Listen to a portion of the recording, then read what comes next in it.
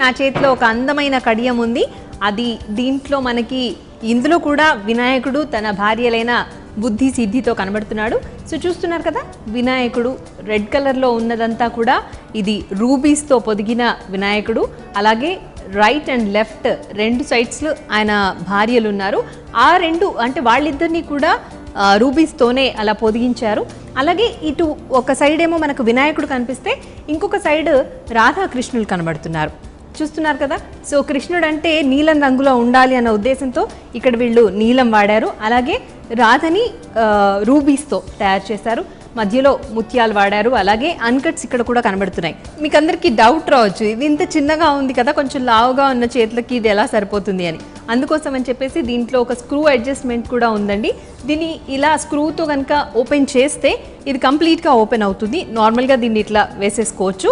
ఆ తర్వాత దీన్ని మళ్ళీ స్క్రూతో టైట్ చేసుకుంటే చక్కగా కడియంలాగా ఉంటుంది. అండ్ ఇంకొక ఇంపార్టెంట్ విషయం ఏంటి అంటే దీంట్లో వినాయకుడు అలాగే కృష్ణుడు, రాధ, బుద్ధి, సిద్ధి వీళ్ళందరూ కూడా మనకి లోపల వైపు కూడా సేమ్ అదే ప్రింట్ కదండి. ఇప్పుడు నా చేతిలో ఉంది ఒక లాంగ్ హారం. దీంట్లో కూడా మనకి వినాయకుడు కనిపిస్తున్నాడు కదా. సో ఈ పెండెంట్ వచ్చేసి మధ్యలోనేమో మొత్తం అంతా డైమండ్స్తో పొదిగిన వినాయకుడు కనబడుతున్నాడు. అలాగే ఇక్కడ రూబీస్ కనబడుతున్నాయి, ఎమరాల్డ్స్ కనిపిస్తున్నాయి. ఇక్కడ ఎమరాల్డ్స్ అన్నీ కూడా కొలంబియన్ ఎమరాల్డ్స్, అలాగే రూబీస్ అన్నీ కూడా బర్మన్ రూబీస్ వాడారు. ఇక్కడ కూడా చూస్తున్నారు కదా, డ్రాప్స్ కనబడుతున్నాయి. అట్లాగే ఇవన్నీ కూడా ఎమరాల్డ్స్తో పొదిగినవి. ఎమరాల్డ్స్తో పాటు ముత్యాలు కూడా ఉన్నాయి. అలాగే ఇందాక చెప్పినట్టుగా ఇదొక హారం కదా. సో ఈ హారంలో మనకి ఇదంతా కూడా ఒక రుద్రాక్ష మోడల్లో కనబడుతుంది కదా ఈ హారం అంతా కూడా. సో ఈచ్ బాల్కి కూడా చక్కగా ఒక నగిషి వర్క్ వచ్చి, అట్లాగే ప్రతి బాల్కి ఒక 6 లైన్స్లో డైమండ్స్ని పొదగడం జరిగింది.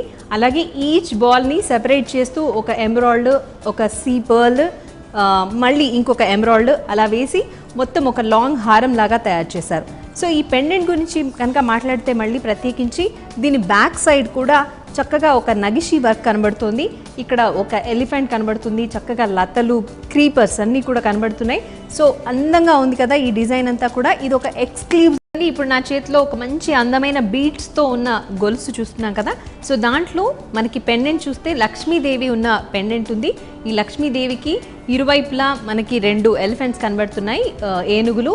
అలాగే పైన పీకాక్స్ ఉన్నాయి. సో వీటిలో కూడా మనకి డైమండ్స్ పొదిగి ఉండడం చూడొచ్చు. ఇవి వచ్చేసరికి ఈ బీట్స్ కూడా ఇవన్నీ కూడా కొలంబియన్ ఎమరాల్డ్స్తో చేసినవి. మామూలుగా మనకి ఎప్పుడైనా చైన్ వేసుకుంటే వెనకాల హుక్కి ఎక్కువ ఇంపార్టెన్స్ ఇవ్వము, కానీ ఇక్కడ వీళ్ళు చూస్తే కనుక దీంట్లో కూడా డైమండ్స్ పొదిగి ఉన్నట్టుగా, ఒక నార్మల్ హుక్ కూడా నార్మల్గా లేకుండా దాంట్లో కూడా డైమండ్స్ని చూడొచ్చు మనం. అలాగే ఇంకా ఈ పెండెంట్లో వెనక విషయానికి వస్తే కనుక ఇక్కడ కూడా చక్కగా నగిషి వర్క్ కనబడుతోంది. అట్లాగే దీంట్లో కూడా మళ్ళీ 2 ఏనుగులు ఉన్నాయి. ఆ ఏనుగులో కూడా కన్ను దగ్గర డైమండ్స్ చూడొచ్చు. అలాగే ఎమరాల్డ్స్ కూడా కనబడుతున్నాయి.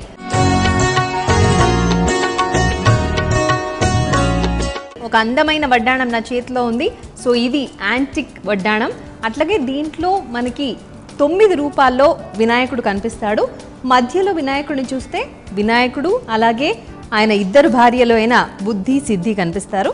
ఇక ఇటు 4, తర్వాత లెఫ్ట్ సైడ్ 4, ఇలా 4 రూపాల్లో, అటు 4 ఇటు 4 రూపాల్లో మొత్తం 8 + 1 9 రూపాల్లో వినాయకుడిని మనం ఈ వడ్డాణంలో చూడొచ్చు.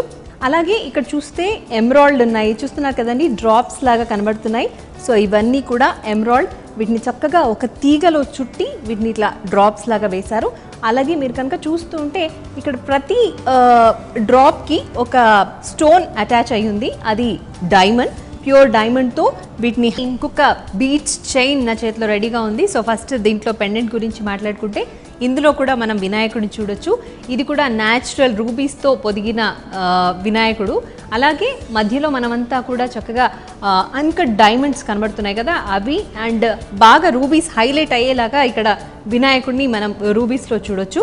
అట్లాగే ఇంకా చూస్తే కనుక ఈ బీట్స్ మనం ఈ స్ట్రింగ్స్లో చూస్తుంటే న్యాచురల్ పర్ల్స్, అలాగే ఎమరాల్డ్స్, వీటిలో కూడా మళ్ళీ మధ్యలో గోల్డ్ బీట్స్ చూడొచ్చు.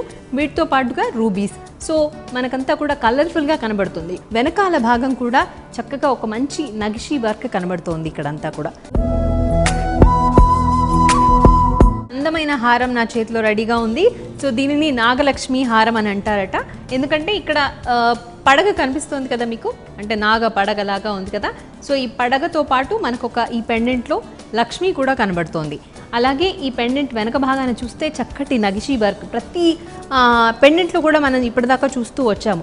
సో ముందు ఒక డిజైన్ ఉంటుంది, మళ్ళీ వెనకాల కూడా ఆ డిజైన్ కనబడుతుంది, హైలైట్ అవుతుంది, చక్కటి నగిషీ వర్క్ కనబడుతోంది.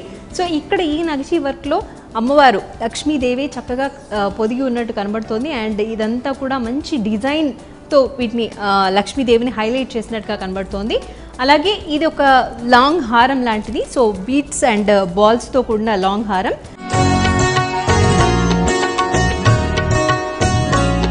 ఇంకొక అందమైన నెక్లెస్ ఇప్పుడు నా చేతిలో ఉంది. సో దీన్ని దశావతార్ నెక్లెస్ అని అంటారు. సో మనం చూస్తున్నాం అంటే ఈ బాల్స్ అన్నీ కూడా కనబడుతున్నాయి కదా ఈ నెక్లెస్లో. ఈచ్ బాల్ ఇది చక్కగా రొటేట్ అవుతూ ఉంటుంది. అండ్ ఈ బాల్లో కూడా మనం దశ అవతారాలు చూడొచ్చు. మరి ఈ దశావతార బాల్స్ అన్నీ కూడా చక్కగా ఒక నెక్లెస్కి, ఒక చైన్కి అటాచ్ అయ్యి ఉన్నాయి. సో ఈ చైన్ అంతా కూడా మనకి కొలంబియన్ ఎమరాల్డ్స్ అలాగే డైమండ్స్ పొదిగిన నెక్లెస్ ఇది. సో దీనికి ఇక్కడ కింద చూస్తే అంటే ఈ డ్రాప్స్కి కింద కూడా మనకు ఒక డైమండ్స్ చూడొచ్చు. సో వ్యూయర్స్ చూసారు కదండి, మరి వినాయక చవితి సందర్భంగా వినాయకుడు పొదిగి ఉన్న చక్కటి యాంటిక్ అండ్ టెంపుల్ జ్యువెలరీని చూసి ఎంజాయ్